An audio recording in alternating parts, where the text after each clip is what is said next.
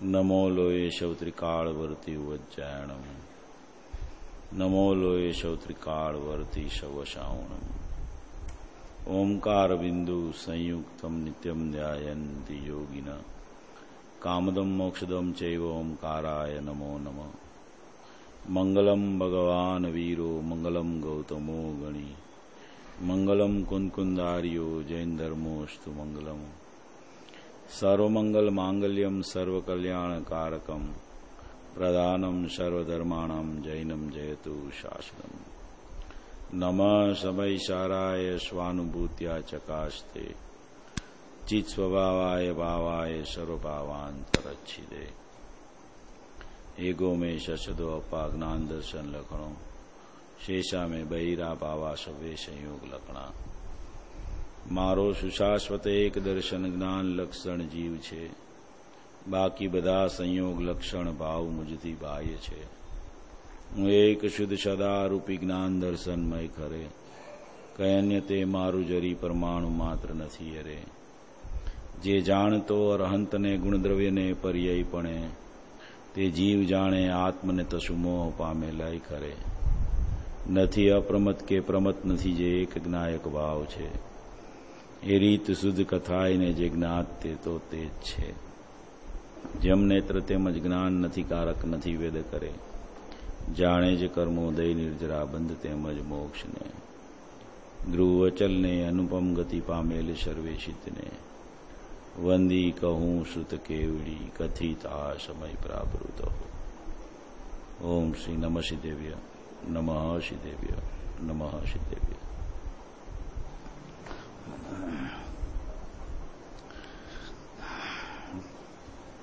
पर्वाधिराज पर्युषण पर्व का आज 6वां दिन उत्तम संयम धर्म का है। उत्तम संयम धर्म किसे कहते हैं? इसमें पूज्य गुरुदेव श्री कहते हैं कि आत्म स्वभाव की श्रद्धा ज्ञान पूर्वक शुभाशुभ इच्छाओं को रोककर अपने आत्मा में एकाग्र होना, उसको परमार्थ से संयम धर्म कहा जाता है। अभी अपनी शुभ भाव की रागादि क्रिया और अशुभ भाव रूपी क्रिया, वो सब क्रिया को रोककर, संयम तो इसे ही कहते हैं कि राग में नहीं प्रवर्तना। जिस पर अपना राग चल रहा हो, उस राग से व्यावृत होके वितराग स्वभाव में लीनता करना, उसे बोला जाता है कि ये जीव ने उस प्रकार के राग से संयम धारण किया। जब तक राग जहां जिस तरफ चलता है, जो जगह अपना राग चलता है, उसी तरफ राग चला करे तो वो असंयमी है।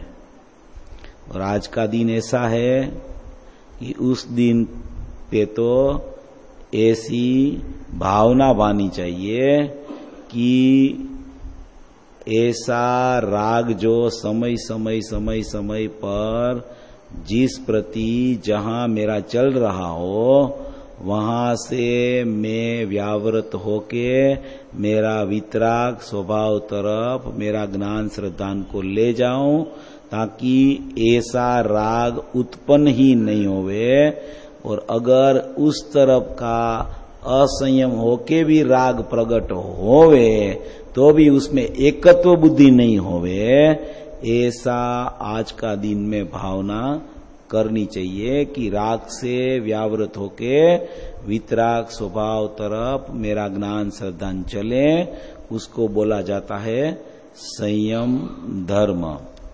इसमें एक बात और भी आई है। इस संसार रूपी गहन वन में, ये संसार रूपी गहन वन है, उसमें भ्रमण करते करते जीव को मनुष्यपना बहुत दुर्लभता से मिला है। संसार रूपी गहन वन में भ्रमण करते करते करते करते मनुष्य पर्याय प्राप्त तो अपने को हो गई है।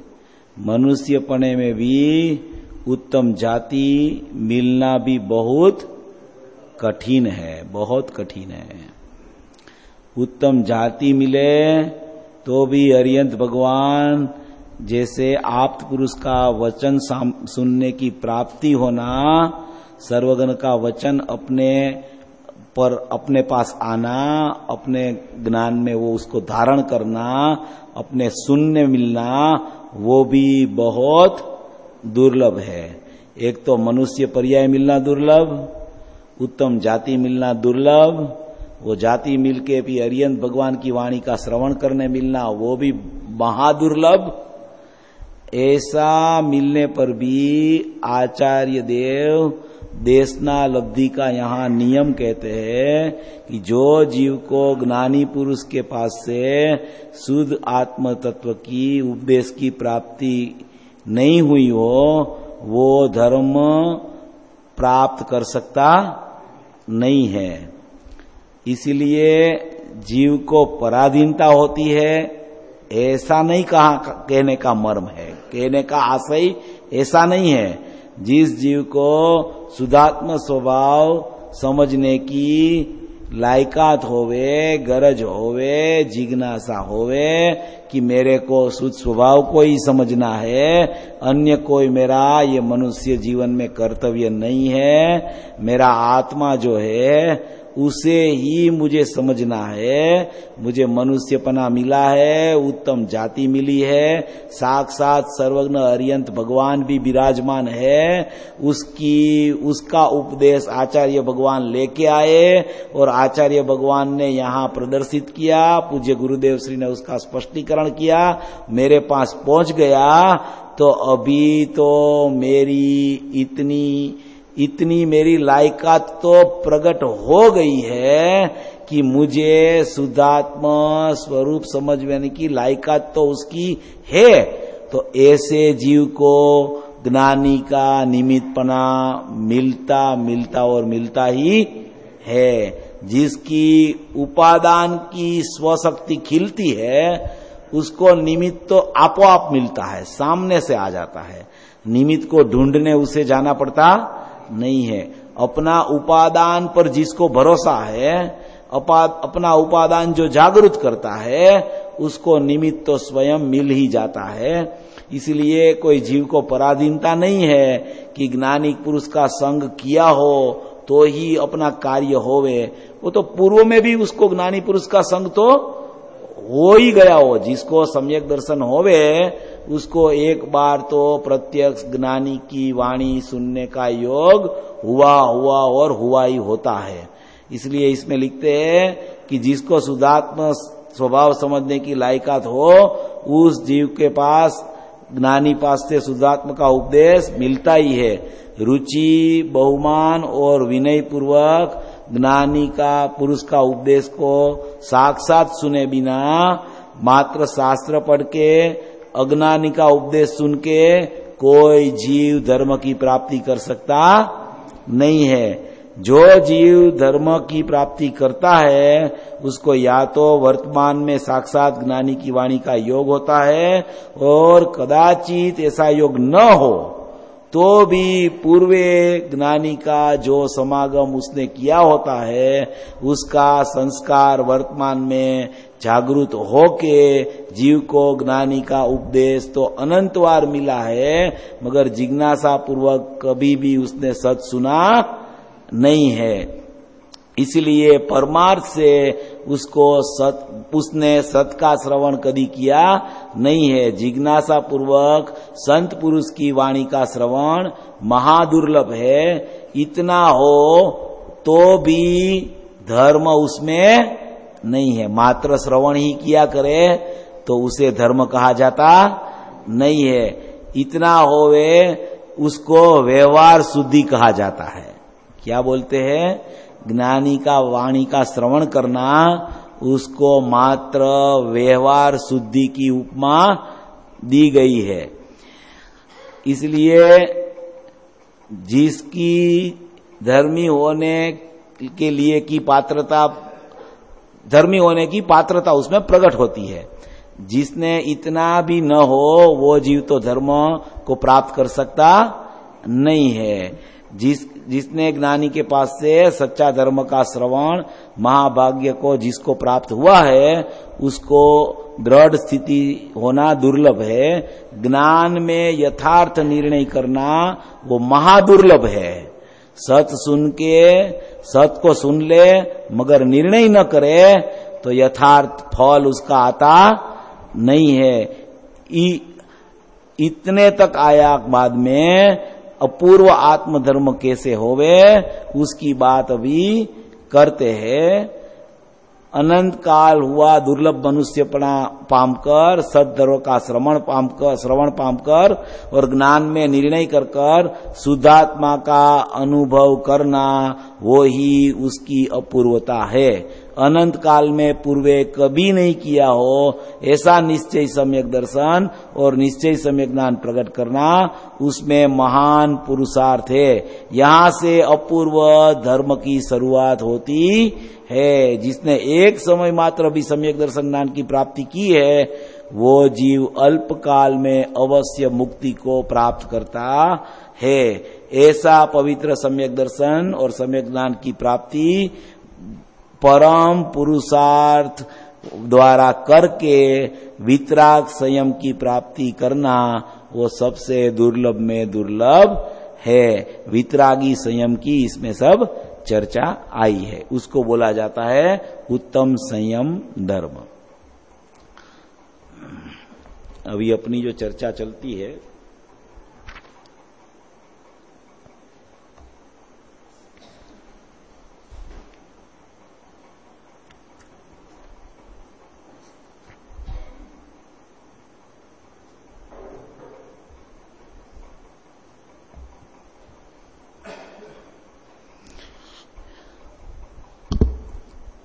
ये अपन ने कल पढ़ा था ना, अभी सविकल्प द्वार के द्वारा निर्विकल्प परिणाम होने का विधान अभी कहते हैं।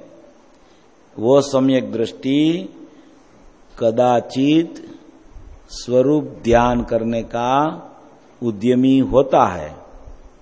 यहां जो चर्चा शुरू हुई है ना वो सम्यक दर्शन हो गया है जिस जीव को, ये उसकी चर्चा है। इसीलिए लिखा है कि अब सम्यक दृष्टि कदाचित स्वरूप ध्यान करने का उद्यमी होता है। माने कि सम्यक दृष्टि को सम्यक दर्शन तो हो गया है, फिर से स्वरूप ध्यान करने का उद्यमी होवे इसकी चर्चा है। वहां प्रथम स्वपर स्वरूप का भेद ज्ञान करे, नौ कर्म द्रव्य कर्म भाव कर्म रहित चैतन्य चमत्कार चित चमत्कार मात्र अपना स्वरूप जाने, फिर पर का विचार भी छूट जाए और केवल स्व आत्म विचार ही रहे। वहां नीच स्वरूप में अनेक प्रकार की अहम बुद्धि धारण करते हैं। मैं चिदानंद हूं, मैं शुद्ध हूं, सिद्ध हूं इत्यादि विचार होते हुए सहज ही आनंद तरंग उठते हैं, रोमांच होते हैं। उसके बाद में वो विचार भी छूट जाता है। वो विचार जो है ना वो विकल्प रूप विचार को विचार बोला गया है यहाँ, और स्वरूप केवल चिन्मात्र रूप भासने लगता है। वहां सर्व परिणाम वो रूप के लिए एकाग्र होकर प्रवर्तता है। एकाग्र चिंता निरोध ध्यानम, दर्शन ज्ञान आदि का व नई प्रमाण आदि का विचार भी विलय हो जाता है। सविकल्प चैतन्य स्वरूप के द्वारा जो निश्चय किया था उसमें ही व्यापक रूप होकर ऐसा प्रवर्तता है कि जहां ध्याता ध्येयपना भी, माने कि मैं ध्याता में ध्यान करने वाला और ये ध्येय, ऐसा ध्याता ध्येयपना भी दूर हो जाता है। ऐसी दशा का नाम निर्विकल्प अनुभव है। इसमें ये जो चर्चा आई है ना वो माने कि सम्यक दर्शन जिसको हो गया है वो फिर से कैसे पुरुषार्थ करके दूसरी बार सम्यक दर्शन कैसे करता है? माने कि विधि तो प्रथम सम्यक दर्शन की और बार बार सम्यक दर्शन की विधि तो एक ही है। गुणस्थान जब आगे बढ़ता है ना, जब चौथे में से पांचवें में जाता है, पांचवें में से सातवें में, सातवें छठा, सातवां छठा, सातवां छठा वो चलता है, तब क्या होता है कि वो स्थिति उस समय फिरती जाती है कि जैसा चौथे गुणस्थान में, पांचवें गुणस्थान में स्वरूप ध्यान करने का पुरुषार्थ उसको करना पड़े, ऐसा मुनिराज को पुरुषार्थ नहीं करना पड़ता। मुनिराज को क्या होता है कि सहज में ही परिणति अंदर चली जाती है, सहज है, उसको पुरुषार्थ सहज हो गया है। और सम्यक दृष्टि को पुरुषार्थ करना पड़ता है। मुनिराज को पुरुषार्थ सहज है, सम्यक दृष्टि को तो बार बार तो अनुभूति नहीं होती है, माने कि 6 महीने में एक बार होनी चाहिए, ऐसा नियम है कि 6 महीने में अनुभूति नहीं होवे तो सम्यक दृष्टि मिथ्या दृष्टि हो जाता है। 15 दिन में अनुभूति पंचम गुणस्थान वर्ती को नहीं होवे तो उसका भी गुणस्थान नीचे उतर जाता है। और मुनिराज को तो अंतर्मूर्त का नियम है। तो मुनिराज की जो दशा होती है ना, वो दशा ऐसी होती है कि सम्यक दृष्टि को जिस तरीके से पुरुषार्थ करना पड़ता है उस तरीके का पुरुषार्थ उसको नहीं करना पड़ता, मगर ध्येय तो दोनों का एक ही है। उसका भी दृष्टि का विषय पर ही ज्ञान श्रद्धान जमता है और सम्यक दृष्टि का भी उधर ही ज्ञान श्रद्धान जमता है। 5वें गुणस्थान वाला का भी उधर ही ध्यान श्रद्धान जमता है। माने कि सम्यक दर्शन से लेके केवल ज्ञान तक निर्विकल्प ध्यान बार बार आने का विषय तो अकेला एक त्रिकाली दृष्टि का विषय शुद्ध आत्मा ही है। सबके लिए, किसी के लिए ये और किसी के लिए ये, ऐसा नहीं होता है। जैसे कि सम्यक दर्शन हो गया, सम्यक दर्शन की प्राप्ति एक जीव को हो गई, चतुर्थ गुणस्थान में वो प्रवृत्तिशील है।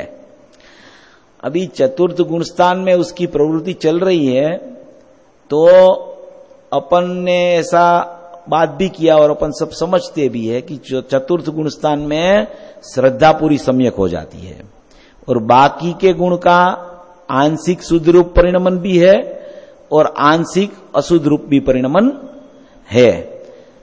माने कि साधक की स्थिति समझना बहुत कठिन है। मिथ्या दृष्टि का तो पूरा उपयोग अशुद्ध तरफ ही चलता है, केवली का तो पूरा उपयोग शुद्ध हो गया है। अभी साधक जो है वो साधक की स्थिति और साधक को पहचानना बहुत कठिन काम है, क्योंकि उसको साधकपना भी है और बाधकपना भी है।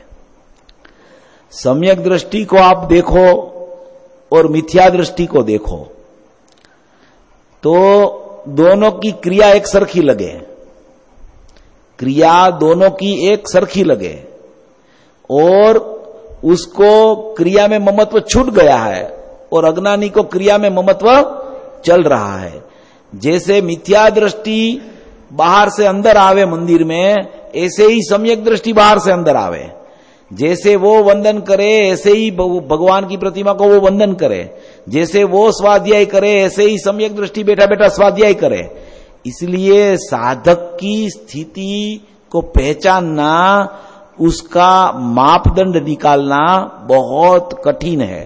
श्रीमद जी ने उसके लिए एक शब्द लिखा है कि उत्कृष्ट मुमुक्षु का नेत्र जो होता है वो ज्ञानी को पहचान लेता है। उत्कृष्ट मुमुक्षु का नेत्र, कि जो मुमुक्षु वो भी अभी सम्यक दर्शन पाने के लिए तैयार हो गया है, उस मुमुक्षु का नेत्र है, वो ही सम्यक दृष्टि को पहचान जाता है कि ये लगता है सम्यक दृष्टि, चाहे भले बाधकपना उसका दिखे मगर उसकी दृष्टि सम्यक लगती है, उसका ज्ञान सम्यक हो गया ऐसा लगता है। इसे साधक की स्थिति समझनी बहुत कठिन है। साधकपना होवे ने, वो व्यापार भी करे, वो दुकान पे भी जाए और टाइम टू टाइम दुकान पे जावे, और मिथ्या दृष्टि ऐसा बोले कि मैं तो आधा दिन ही दुकान पे जाता हूं, आधा दिन तो मैं स्वाध्याय ही करता हूं, और सम्यक दृष्टि सवेरे 9 बजे चला जाए, बाद में खाना भी उधर खावे, और रात को घर पे आवे, शाम को भी खाना उधर खावे, और बाद में दुकान को बंद करके घर पे आवे, और मिथ्या दृष्टि की स्थिति ऐसी होवे कि इतने शुभ भाव का ढेर हो उसके पास, इतना ढेर हो कि उसी में ही उसको खुशी लगे, अनुभूति नहीं है, मगर अनुभूति होने का साधन उसको शुभ भाव लगता है, इसलिए वो शुभ भाव में प्रवृत्तिशील रहता है। और ज्ञानी होते हैं, जिसको साधकपना प्रकट हो गया होता है, वो क्रिया करते होते भी वो क्रिया को अपनी मानते ही नहीं, कितनी भी क्रिया चलती रहे उसमें ममत्व एकत्व उसको है ही नहीं, कर्तृत्व भोक्तृत्व है ही नहीं, स्वामित्व कारणत्व है ही नहीं, ज्ञातृत्व है ही नहीं, सब छूटा हुआ है उसको। जिस तरीके से वो व्यापार में बैठ के काम करे, इस तरीके से मिथ्या दृष्टि करता भी नहीं होवे। जैसे श्रीमद राजचंद्र जी अपन देखे, सोगानी जी देखे, ये सब व्यापार करते थे, दोनों एकावतारी, श्रीमद राजचंद्र भी एकावतारी, सोगानी जी भी एकावतारी, दोनों व्यापार करे, दिन में निवृत्ति नहीं, दिन में प्रवृत्ति पूरी, फिर भी श्रद्धान इनका, कोई प्रवृत्ति कोई वृत्ति का श्रद्धान नहीं। इसे इसलिए कहा जाता है कि साधक को पहचानना बहुत कठिन है, क्योंकि उसका बाधकपना दिखता है और साधकपना दिखता नहीं है। साधकपना कैसे देखे? अज्ञानी उसको कैसे देख सके उसका साधकपना? उसको तो अपना खुद में श्रद्धान वर्त रहा है अंदर में, और बाहर में तो क्रिया बाधकपने की चल रही है, वो दिखती है कि ये व्यापार करता है, ये दुकान पे बैठता है, ये तो खाना खाने को घर पे भी नहीं आता है। हम तो घर पे जाके बराबर शुद्धि करके खाना खाते हैं, और वो जो ज्ञानी बोलते हैं जो लोग, वो तो दुकान में बैठे बैठे 15 मिनट में खाना खा लेता है, क्योंकि उसको रस बहुत पड़ा है दुकान में, लेस मात्र रस नहीं है उसको। वो खाना खाता है ना, तो वो अनाहारक है, वो खाना खाते ही नहीं। इष्टोपदेश में आया है ना, इष्टोपदेश में ये ना, देखे छता नहीं देख तो, चाले छता नहीं चाल तो, बोले छता अबोल, तत्व स्थित अडोल। दिखाई देता है कि ये चल रहा है, दिखाई देता है ये बोल रहा है, दिखाई देता है कि ये कुछ कार्य कर रहा है, मगर वो तो तत्वस्थित अडोल है, उसकी बात वो ही जानता है। या तो उस उत्कृष्ट मुमुक्षु का नेत्र उसको पहचान सकता है। इसीलिए साधकपना पहचानना बहुत कठिन है, और पंचम काल में साधक है भी कम, है भी नहीं ज्यादा, सम्यक दृष्टि भी बहुत कम हुए। अपन गुरुदेव के माने की परंपरा में भी देखे तो गुरुदेव ने जिन जिन का नाम लिया उसको अपन देखे, सोगानी जी हो गए, बेन श्री हो गए, श्रीमद राजचंद्र जी तो थे ही, ऐसे ऐसे 2-4 लोग का नाम गुरुदेव बोलते रहते हैं। बाकी उससे पहले साधक हो गए वो अलग बात है। इसीलिए ये मार्ग इतना सरल होते हुए भी पुरुषार्थ बहुत चाहिए, पुरुषार्थ की जागृति निरंतर चाहिए, और पुरुषार्थ की जागृति नहीं चले, ज्ञेय में हमपना ही चलता रहे, अपना श्रद्धान करने के लिए तत्परता नहीं होवे, तो क्या है कि काम इस काल में, ये युग में इतना मिले हुए होते हुए भी अपना श्रद्धान करना अपना रह जाए। इसीलिए पुरुषार्थ की सख्त आवश्यकता है, बहुत जरूरी है, पुरुषार्थ बहुत करना पड़ेगा इसमें। पुरुषार्थ किसे बोलते हैं? यथार्थ समझण करना, उसका नाम पुरुषार्थ है।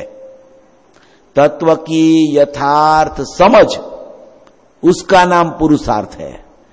तत्व कैसा है, मैं कैसा हूं, मेरा स्वरूप कैसा है, उसको यथार्थ पहचानना, उसे बोला जाता है पुरुषार्थ।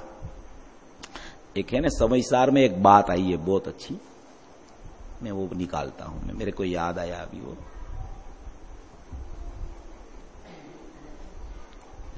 आज समयसार थोड़ा दिन, समयसार में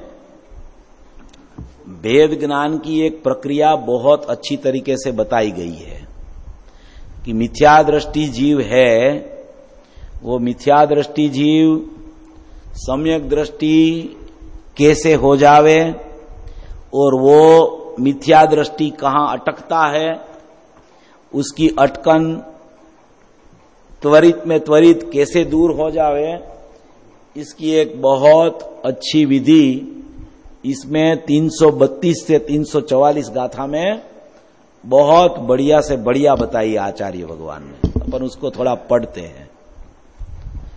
इसमें सम्यक दर्शन होने की कला बताई है, कला कि सम्यक दर्शन नहीं होता है और सम्यक दर्शन कैसे हो जाए त्वरित में, उसकी कला है इसमें। मैं आपको पढ़ के सुनाता हूं। आप लोग सब अभ्यासी है, इसलिए आपने वो सुना भी होगा, पढ़ा भी होगा शायद, फिर भी मैं आपको एक बताना चाहता हूं इसको। बहुत अच्छी बात है। हाँ, ये मिला। ये हिंदी समयसार में 488 पेज है, गुजराती समयसार में 487 और 500 पेज पे ये पैराग्राफ है। ये इतना अच्छा पैराग्राफ है कि मैं जहां जहां स्वाध्याय करने के लिए जाता हूं ये पैराग्राफ खास लेता हूं, और इसमें बहुत मर्म भरा है। इतना अच्छा पैराग्राफ है कि आप ये पैराग्राफ को ही बार बार पढ़ोगे ना तो अंदर से है ना रुचि प्रगाढ़ होती जाएगी। इसमें आत्मा के दो प्रकार दिखा के, सामान्य विशेषपना दिखा के, अभी मिथ्या दृष्टि की स्थिति क्या है और मिथ्या दृष्टि को भेद ज्ञान कैसे करना चाहिए, इसकी विधि इसमें बताई गई है। आत्मा सामान्य अपेक्षा से तो ज्ञान स्वभाव में ही स्थित है। सामान्य अपेक्षा से तो आत्मा ज्ञान स्वभाव में ही स्थित है, यानी कि सामान्य अपेक्षा है माने त्रिकाली द्रव्य की अपेक्षा से। त्रिकाली द्रव्य की अपेक्षा से अपन देखे तो त्रिकाली द्रव्य तो अपना ज्ञान स्वभाव में ही अनादि से स्थित है, माने कि रहा हुआ है, ज्ञान स्वभाव ही है उसका। परंतु ज्ञान स्वभावी आत्मा तो है, अकर्ता स्वभावी तो है, दृष्टि अपेक्षा से अकर्ता ही है, ज्ञान अपेक्षा से कथनचित कर्ता भी कहा जाता है, दृष्टि अपेक्षा से अकर्ता ही है।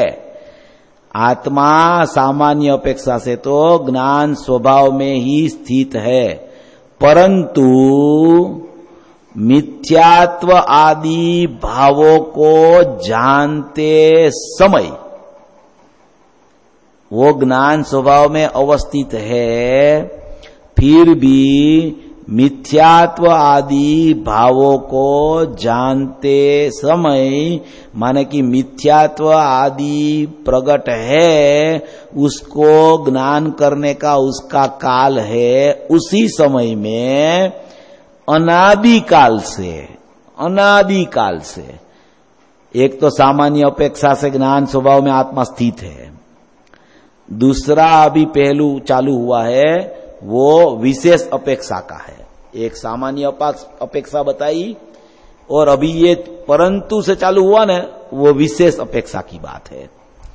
परंतु मिथ्यात्व आदि भावों को जानते समय अनादि काल से ज्ञेय और ज्ञान के, ज्ञेय यहां बोला जाता है मिथ्यात्व को, ज्ञान बोला जाता है एक समय का ज्ञान का उपयोग को।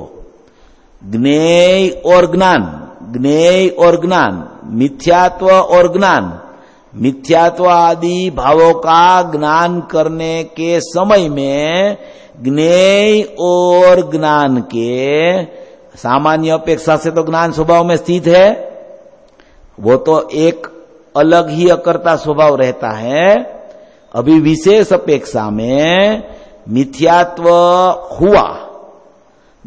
हुआ, यहां ज्ञान भी हुआ, उसका ज्ञान भी, ज्ञान का उपयोग में जब भी मिथ्यात्व होता है उसी समय उसका जानना यहां ज्ञान में होता है। सभी गुण की सभी पर्याय प्रति समय में व्यक्त होती है। मिथ्यात्व हुआ, यहां उसका ज्ञान में ज्ञान हुआ कि मिथ्यात्व है। मिथ्यात्व आदि भावों के ज्ञान के समय अनादि काल से ज्ञेय और ज्ञान के, मिथ्यात्व और ज्ञान के भेद विज्ञान के अभाव के कारण, भेद विज्ञान के अभाव के कारण अनादि काल से मिथ्यात्व की पर्याय भी प्रकट हो रही है।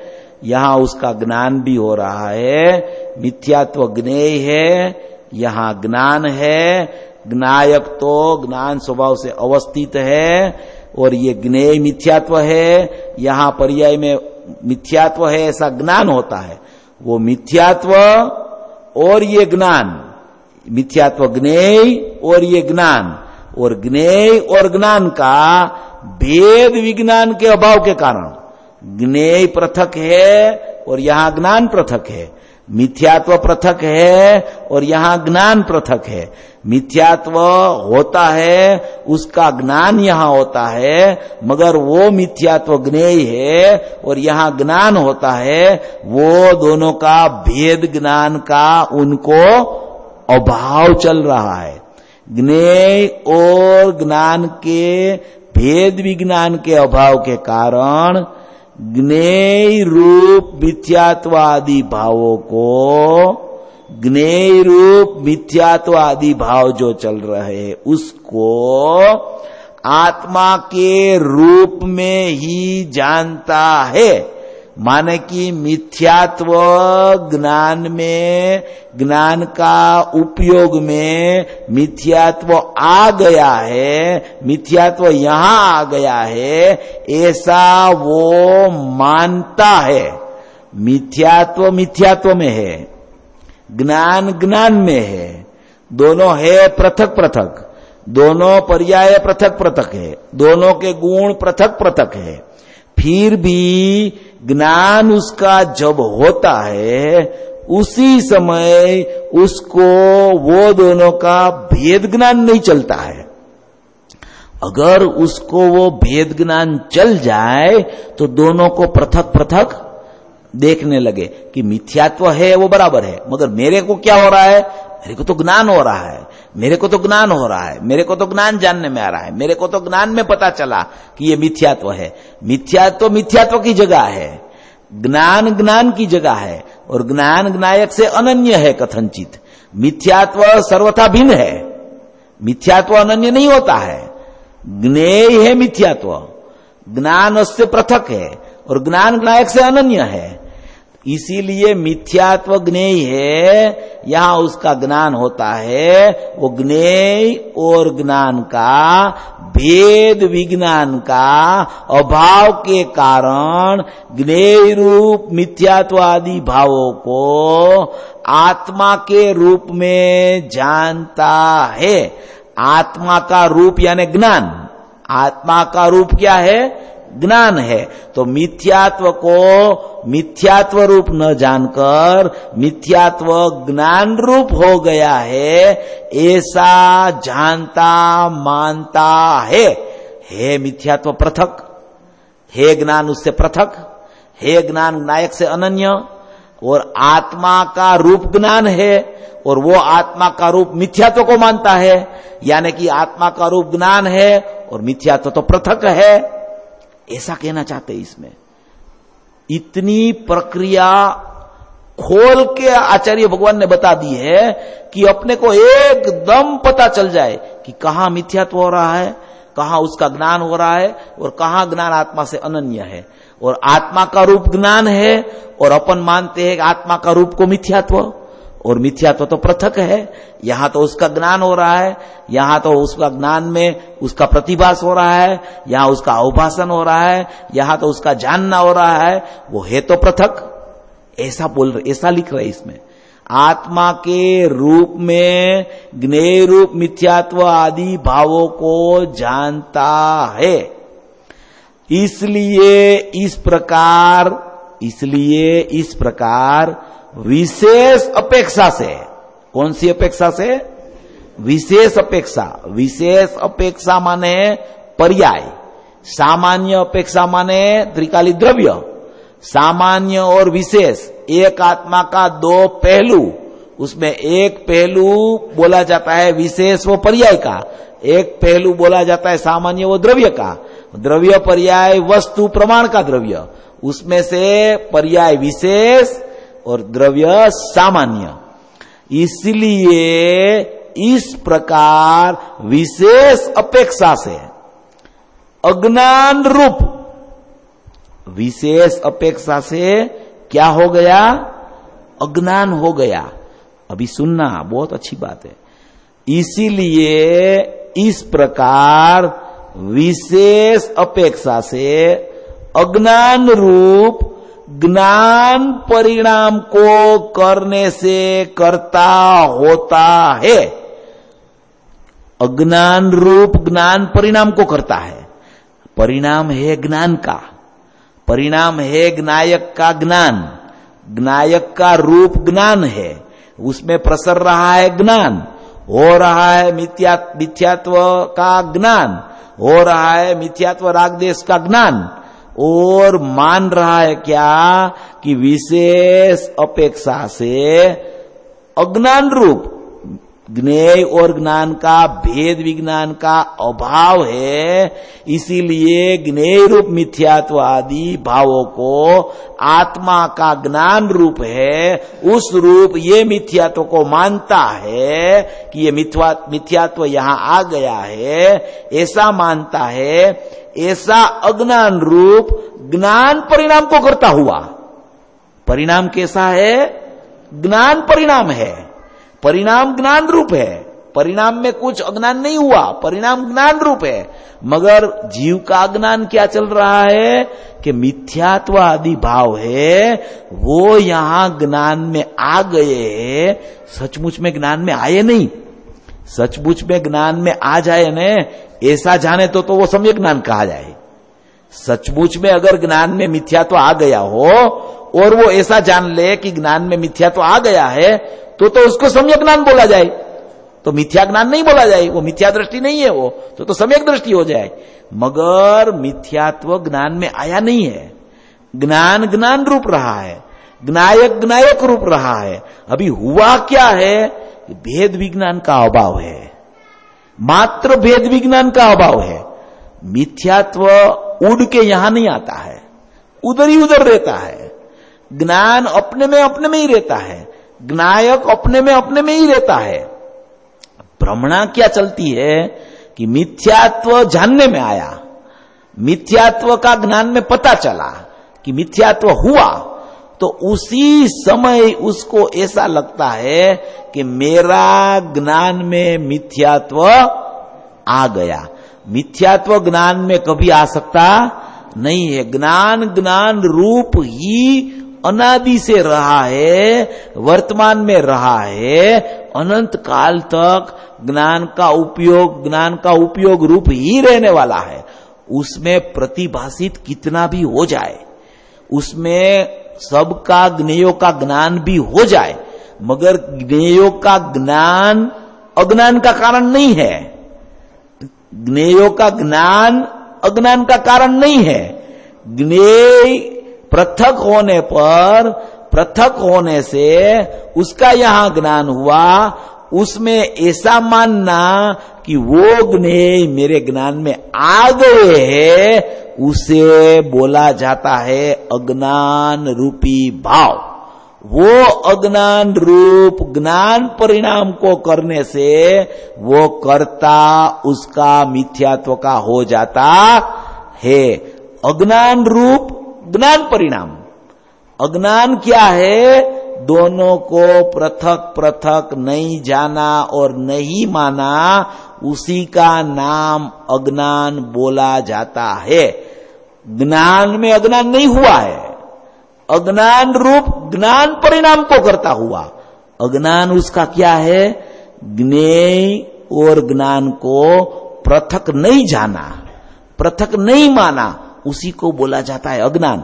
अभी अज्ञान बोला तब भी ज्ञान में कुछ हो गया है।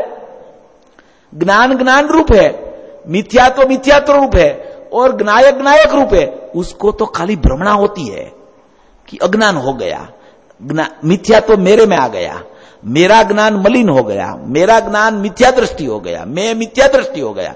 ये ज्ञेय और ज्ञान की पृथकता होने पर भी उसको पृथकता दिखती नहीं है और ज्ञान ज्ञायक से अनादि से अपृथक होने पर भी उसकी अपृथकता उसको भासती नहीं है कि मेरा ज्ञान ज्ञायक का होने से मेरा ज्ञान में तो ज्ञायक बस रहा है, मेरा ज्ञान में मिथ्यात्व नहीं बस रहा है, मेरा ज्ञान में कोई बाहर का ज्ञेय नहीं आ गया है, मेरा ज्ञान तो ज्ञान रूप है और मेरा ज्ञान ज्ञायक में से आता है तो मैं तो ज्ञायक हूं।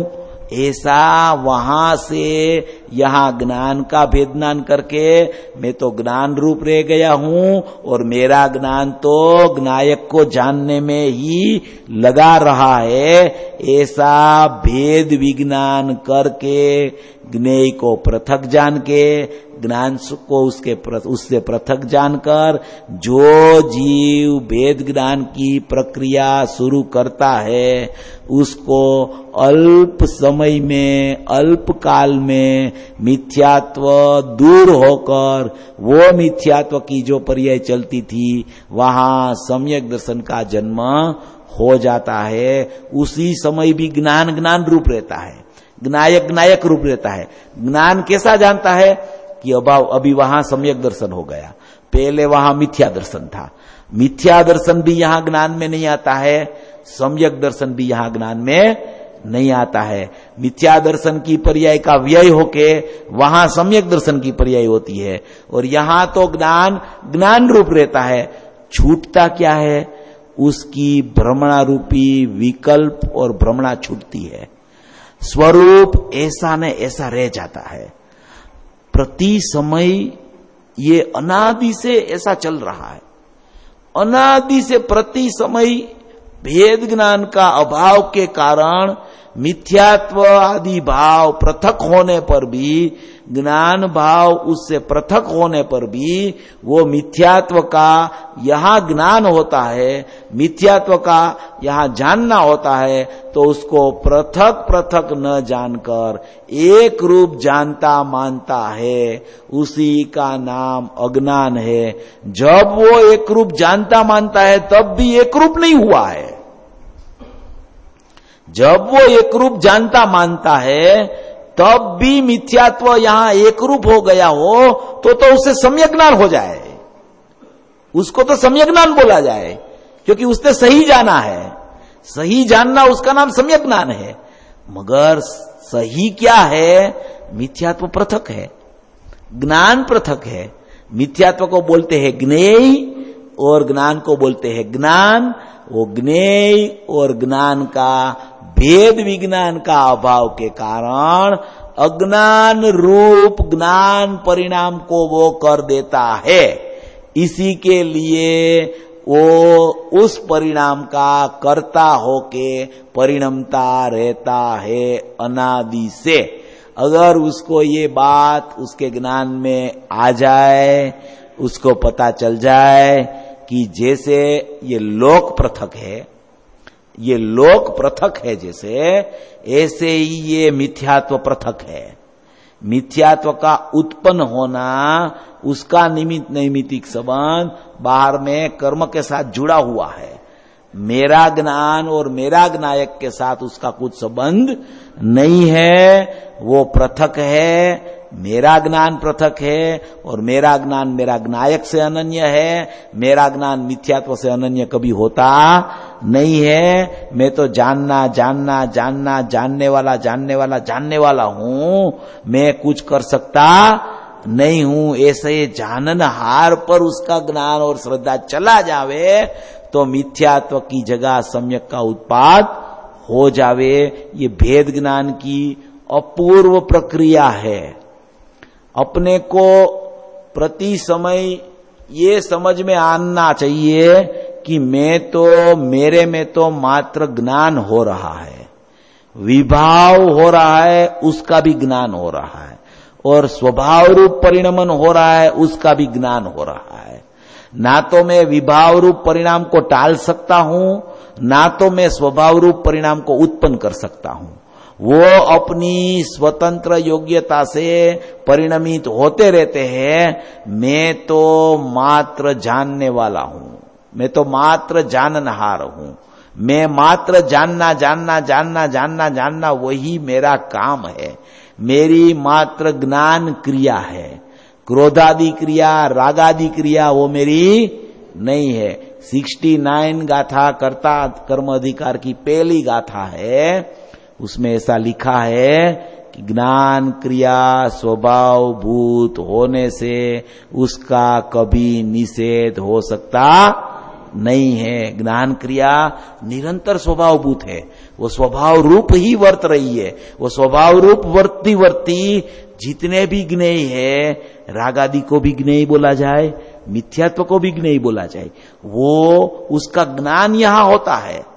वो उसकी अपेक्षा से अपन देखे तो वो झलक रहा है, यहां वो अवभाषण हो रहा है, प्रतिबिंबित हो रहा है। और यहां ज्ञान जानता है जानता है जानता है। वो ज्ञान अपने में अपने को जानता है, अपने को अपने में जानते ही उसको पता चल जाता है कि बाहर में ऐसा चल रहा है, और वो तो ज्ञेय है, वो तो पृथक है। वो जानता है न, इसीलिए उसको भ्रमणा हो जाती है। अगर उसका प्रतिभासी यहां नहीं होता हो, यहां उसका जानना ही नहीं होता हो मिथ्यात्व का और राग का, तो भ्रमणा भी नहीं होवे। जानना तो हो रहा है प्रति समय, उसको तो अपन निकाल ही नहीं सकते, क्योंकि वो तो प्रति समय प्रक्रिया है। ज्ञान में कोई पदार्थ का जानना न हो तो उसे ज्ञान ही नहीं कहा जावे। सब पदार्थ का जानना ज्ञान में होता ही रहता है प्रति समय।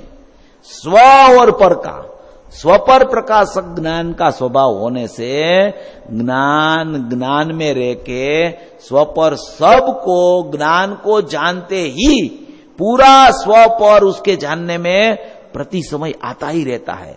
इसलिए पर का ज्ञान यहां होता है, इसलिए पर मेरे में आ गया ऐसी भ्रमणा होती है। तो पर का ज्ञान को अपन निकाल नहीं सकते, ज्ञेयाकार ज्ञान को अपन दूर नहीं कर सकते, उसको ऐसे क्या करते, भूस नहीं सकते, निकाल नहीं सकते उसको कि अभी ये मेरा ज्ञान है ना, उसमें मात्र ज्ञान ही रहने दूं और किसी का प्रतिभास भी नहीं होवे इधर। ऐसा ज्ञान में नहीं हो सकता है। वो समय सार में परिशिष्ट आया है ना पीछे, अमृत चंद्र आचार्य ने 247वां कलश के बाद में जो परिशिष्ट लिखा है, उसमें 14 कलश लिखे। उसने 14 कलश, वो 14 कलश को नाम दिया उसने कि ये पशु का कलश है। कैसा पशु, अज्ञानी पशु, एकांत मिथ्या दृष्टि, एकांत मानने वाला, वो उसको बोला जाता है पशु। वो पशु का कलश सब लिखा उसने। ऐसा एकांत माने तो वो पशु है, ऐसा अनेकांत ना माने तो वो भी पशु है। ऐसा 14 कलश लिखा। वो 14 कलश क्यों लिखना पड़ा कि ज्ञान में कोई पदार्थ को जानना कभी बंद नहीं हो सकता है। और मिथ्या दृष्टि को भ्रमणा क्या होती है कि मेरे में ज्ञान आ जाते हैं तो मैं ज्ञान को बंद कर दूं कि ज्ञेय यहां आए ही नहीं। ऐसा नहीं हो सकता। ज्ञेय तो प्रतिभाषित होते ही रहते हैं, होते ही रहेंगे, होते ही रहेंगे, होते ही रहेंगे। होने दो, उसमें कोई बात नहीं। मैं तो ज्ञान स्वभावी हूं, मैं तो जानने वाला हूं। ज्ञेय प्रतिभाषित होवे उससे मेरे को क्या, ज्ञेय को होने दो प्रतिभाषित। इसमें आया 216 कलश में कि ज्ञेयो स्वयं झलकते हैं ज्ञान में, ज्ञेयो स्वयं ज्ञान में झलकते हैं। ज्ञान को क्या, ज्ञान तो ज्ञान रूप है, ज्ञान तो ज्ञायक रूप है, ज्ञेयों को झलकने दो, कोई बात नहीं है। मगर ज्ञेय मेरे में आ गया, ज्ञेय से ज्ञेय में मैंने कुछ कर दिया, मेरे से ज्ञेय में परिवर्तन हो गया, वो ज्ञान को अज्ञान बोला जाता है। इसलिए आचार्य भगवान ने यहां कहा है कि ज्ञेय और ज्ञान का भेद विज्ञान के अभाव के कारण ज्ञेय रूप मिथ्यात्व आदि भावों को आत्मा के रूप में जानता है। इसीलिए इस प्रकार विशेष अपेक्षा से अज्ञान रूप ज्ञान परिणाम को करने से कर्ता होता है। अभी आया और जब ये तो क्या हुआ, अज्ञान हो गया। उसकी व्याख्या आई कि अज्ञान कैसे होता है, प्रति समय अज्ञान कैसे चल रहा है। ये हिसाब समय समय का है, आगे पीछे सोचना ही मत। जो समय में भेद ज्ञान नहीं हुआ उस समय अज्ञान, और जो समय में भेद ज्ञान हो गया उस समय सम्यक ज्ञान, बस उतना ही काम है समय का। मगर पुरुषार्थ बहुत है, मगर है समयवर्ती। मगर सही समझ में आ जावे तो वो पुरुषार्थ निरंतर चलने लगता है। और जब भेद विज्ञान होने से, जब भेद विज्ञान हो जाता है, भेद विज्ञान का अभाव के कारण वो उसको एक रूप मानता था, और जब भेद विज्ञान होने से आत्मा को ही आत्मा के रूप में जानता है, आत्मा को माने कि ज्ञान को आत्मा के रूप में माने कि ज्ञायक के रूप में, ज्ञान को ज्ञायक के रूप में जानता है, या तो ज्ञायक को ज्ञान रूप जानता है, आत्मा को आत्मा रूप जब जानता है, तब विशेष अपेक्षा से भी, जब आत्मा को आत्मा रूप जान ले, तब विशेष अपेक्षा से भी, जो विशेष अपेक्षा से अज्ञान रूप परिणमन चल रहा था, तब विशेष अपेक्षा से भी ज्ञान रूप ज्ञान परिणाम में ही, ज्ञान रूप ज्ञान परिणाम में ही परिणमित होता हुआ, अभी कैसा परिणमित हो गया, ज्ञान रूप, ये ज्ञान है ना, ऐसा ज्ञान रूप ज्ञान परिणाम में ही, ज्ञान रूप माने आत्मा ज्ञान रूप, ज्ञान ज्ञान रूप, ज्ञान परिणाम में, यहां ज्ञान परिणाम है, वो ज्ञान परिणाम में ज्ञान रूप परिणमन हो गया। पहले ज्ञान परिणाम का अज्ञान रूप परिणमन होता था, अभी ज्ञान परिणाम का ज्ञान रूप परिणमन हो गया। पहले अज्ञान रूप परिणमन मानता था, अज्ञान रूप परिणमन होता नहीं था। ज्ञान का परिणमन तो ज्ञान रूप ही रहता है। पहले वो ऐसा जानता मानता था कि मेरा ज्ञान अज्ञान रूप परिणमित हो गया है। अभी जब भेद ज्ञान होने से आत्मा को ही आत्मा के रूप में जानता है, तब विशेष अपेक्षा से भी ज्ञान रूप ज्ञान परिणाम में ही परिणमित होता हुआ, मात्र परिणमित होता हुआ, मात्र ज्ञाता रहने से, मात्र ज्ञाता माने मैं जानने वाला हूं, बस मेरे में ज्ञान हो रहा है, मैं जाननहार हूं, मैं जानने वाला हूं, मात्र ज्ञाता रहने से साक्षात अकर्ता होता है, साक्षात अकर्ता होता है। माने कि पहले कर्ता होता था, कर्ता होता हूं ऐसा मानता था, करता तो उस समय भी आत्मा सामान्य अपेक्षा से नहीं होता था, वो तो अकर्ता ही रहता था, मगर उसको ऐसा भ्रम होता था कि आत्मा और आत्मा का ज्ञान इस मिथ्यात्व का कर्ता हो गया है, ऐसा वेद ज्ञान का अभाव के कारण उसको लगता था। जब वेद विज्ञान हुआ, आत्मा को आत्मा के रूप में जान लिया, तब विशेष अपेक्षा से भी ज्ञान रूप ज्ञान परिणाम में परिणमित होता हुआ, अभी उसको ज्ञान ही दिखता है, ज्ञान ही दिखता है, ज्ञान ही दिखता है, ज्ञान रूप ज्ञान परिणाम में ज्ञान रूप परिणमित, ये मात्र ज्ञान है। वो तो उसकी नास्तिक की अपेक्षा से सब चर्चाएं आती है, ज्ञान रूप ज्ञान परिणाम में ज्ञान रूप परिणमित, ये सब ज्ञान मात्र है, ज्ञान मात्र है, ज्ञान मात्र में हूं, ज्ञान मात्र में हूं, ऐसा उसको भाषित होने लगता है, तो मात्र ज्ञाता रहने से साक्षात अकर्ता वो है। ज्ञाता रहता है वो अकर्ता है, जो कर्ता होता है वो ज्ञाता रह सकता नहीं है। जो करता है वो जानता नहीं है, वो जानता है वो करता नहीं। वो आता है ना, करे कर्म सोई करतारा, जो जाने सो जानन हारा, जाने सो करता नहीं होई, जो करे सो ज्ञाता नहीं होई। जो जानता है वो करता कभी होता नहीं है। वो जो कर्ता रूप परिणमता हूं ऐसा मानता है, वो कभी ज्ञाता हो सकता नहीं है। ये अपूर्व से अपूर्व भेद ज्ञान की प्रक्रिया है। माने कि सबको पृथक पृथक पृथक अपनी जगह पे रखना, भेड़-सेड़ मत करना। अगर भेड़-सेड़ करते हैं ना, इसीलिए जुदाई का उपदेश दिया जाता है। भेड़-सेड़ जो जीव अपना अज्ञान रूप से अपनी मान्यता में करता है कि ज्ञायक, ज्ञान और मिथ्यात्व सब एक में खो गया है, ऐसी जो अज्ञान रूपी भेड़-सेड़ अपनी मान्यता में करता है, इसीलिए आचार्य भगवान वो भेड़-सेड़ हो गई ऐसा अज्ञानी को लगता है, इसलिए उसको जुदा करने का उपदेश उसको देना पड़ता है। अगर प्रथम से ही समझ जाए जीव कि भेड़-सेड़ मिलान कुछ हुआ ही नहीं है, सब पृथक पृथक है? शरीर है, शरीर वस्त्र से कितना भिन्न है, सर्वथा भिन्न है ना, कि कथनचित है, सर्वथा भिन्न है। वस्त्र से शरीर सर्वथा भिन्न है, शरीर से आत्मा सर्वथा भिन्न है, कर्म से आत्मा सर्वथा भिन्न है, राग से आत्मा सर्वथा भिन्न है, राग को जानने वाला इंद्रिय ज्ञान से आत्मा सर्वथा भिन्न है, और आत्मा को जानने वाला अतीन्द्रिय ज्ञान, अतीन्द्रिय ज्ञान से देखो तो कथनचित अनन्य है, और आत्मा से देखो तो उसमें अतीन्द्रिय ज्ञान की पर्याय भी नहीं है। इस तरीके से साक्षात माने कि पहले वो कर्ता होता था ऐसा मानता था, अकर्ता तो था, अकर्ता तो था, कर्ता हुआ नहीं था, मगर अकर्ता होते हुए भी वो कर्ता मानता था।